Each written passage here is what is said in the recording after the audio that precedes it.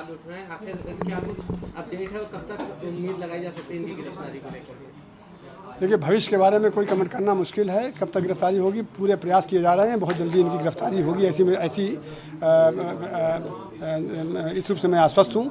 और सवाल खड़े करना एवरी वॉक ऑफ लाइफ से बहुत लोग हैं, मीडिया से और पुलिस के एंड समाज के अन्य के, वो अलग विषय है। इसके साथ ही सर ये भी कहा जा रहा है कि शाइस्ता परवीन, जब उमेश पाल हत्याकांड हुआ उस समय शाइस्ता परवीन द्वारा पूरा गाइडेंस दिया गया, पैसा दिया गया, क्या कुछ सच्चाई है इस पूरी बात में?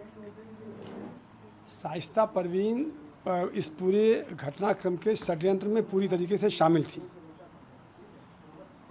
अतीक और अशरफ और बाकी ये सातों शूटर और शाइस्ता परवीन और भी बाकी ये इसमें जो लोग हैं, कई लोग शरण देने में, कई लोग संरक्षण देने में, कई लोग फाइनेंशियल रिसोर्स पहुंचाने में और कई षड्यंत्र में। तो ये सब जो लोग शामिल थे, जिनके विरुद्ध साक्ष्य सामने आ रहे हैं, उनकी गिरफ्तारी की जा रही है। आगे भी षड्यंत्र और संरक्षण देने वालों के खिलाफ जैसे साक्ष्य आएंगे वैसी कार्रवाई की जाएगी। इसके साथ ही सर ये बात भी सामने आ रही है कि शाइस्ता परवीन को गिरफ्तार करने में क्यों ज़्यादा समय लग रहा है? क्या ये एक फीमेल है, इसको लेकर के कुछ इशूज आ रहे हैं? ये एक विषय ज़रूर है कि ठीक है, वो पर्दा नशी हैं, तो 10 बुर्के पर रहने वाली फीमेल्स के बीच में एक को चिन्हित करना थोड़ा सा पुरुषों की तुलना में मुश्किल होता है, लेकिन ऐसा भी कुछ नहीं है। हमारे पास सूचना, जब स्पेसिफिक सूचना आती है तो उस पर हम लोग तत्काल कार्रवाई करेंगे। इसके साथ ही सर, जो अतीक और अशरफ जब जेल में थे, तो क्या शाइस्ता और असद द्वारा कुछ इन लोगों को गाइडेंस दिया गया अशरफ द्वारा, जिसके तहत इन लोगों ने षड्यंत्र को रचा? अतीक और अशरफ इसके मास्टरमाइंड थे। अतीक और अशरफ द्वारा ये इस हत्या को अंजाम देने के लिए शूटर्स और असद के नेतृत्व में ये शूटर्स सभी इकट्ठे कराए गए। शाइस्ता वहाँ रिसोर्सेज और पैसा देने के लिए थी। ये और इसके अलावा सदाकत और ये बाकी जितने भी इनके बैकग्राउंड में षड्यंत्र करने वाले लोग हैं, अब तक जिनके सामने आए हैं, उनके विरुद्ध कार्रवाई की गई है। आगे भी जो और षड्यंत्र करने वाले, संरक्षण देने वाले, जो भी जिनके विरुद्ध साक्ष्य एकत्रित होंगे, उनके विरुद्ध कठोर कार्रवाई की जाएगी। इसके साथ ही एक आखिरी सवाल ये कि जो उमेश पाल हत्याकांड था, उसमें ये जो 3 शूटर थे, क्या कुछ इनके इतिहास के बारे में अब तक पता लगा है और क्या कुछ बताया जा रहा है? प्राथमिक तौर पर ये सामने आया है, उसमें से ये 3 अपराधी रहे हैं, उसमें से 2 वो शातिर अपराधी हैं।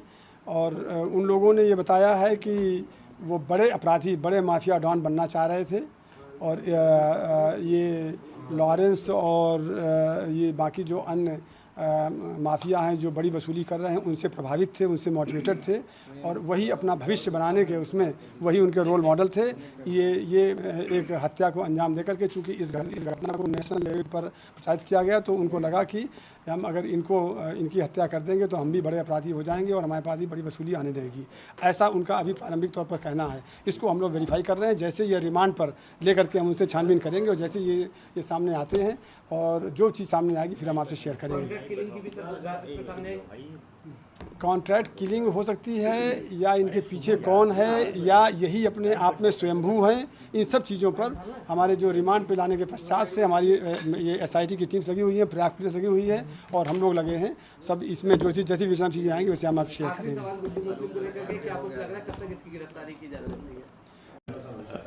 इसमें 3 मेजर शूटर जो हैं, जिन पर 5-5 लाख रुपए का इनाम है, गुड्डू मुस्लिम, अरमान और साबिर, ये फरार हैं। इसके अलावा जो कॉन्स्पिरेसी में जो लोग शामिल हैं उसमें कई अन्य लोग हैं, जिसमें अतीक अहमद की पत्नी शाइस्ता परवीन भी शामिल हैं। उन पर 50,000 रुपये का इनाम है। इन सभी को अप्रीहेंड करने की कोशिश की जा रही है। और क्या कुछ अपडेट है सर गुड्डू मुस्लिम के बारे में, क्या कुछ उसका बैकग्राउंड डिटेल अब तक पता चल पाई है? गुड्डू मुस्लिम एक प्रोफेशनल कॉन्ट्रैक्ट किलर है। इसको एक गोरखपुर के मामले में NDPS एक्ट में सजा हो गई थी 10 साल की, और उसके बाद फिर अतीक ने इसकी जमानत कराई और उसे अपने गैंग में शामिल कर लिया था। तब से ये लगातार अतीक गैंग के लिए काम करता रहा है। मेरा प्रोफेशनल हंच है कि कई घटनाएं इसने की हैं, लेकिन उसमें ये नामजद या उसका नाम प्रकाश में नहीं आया।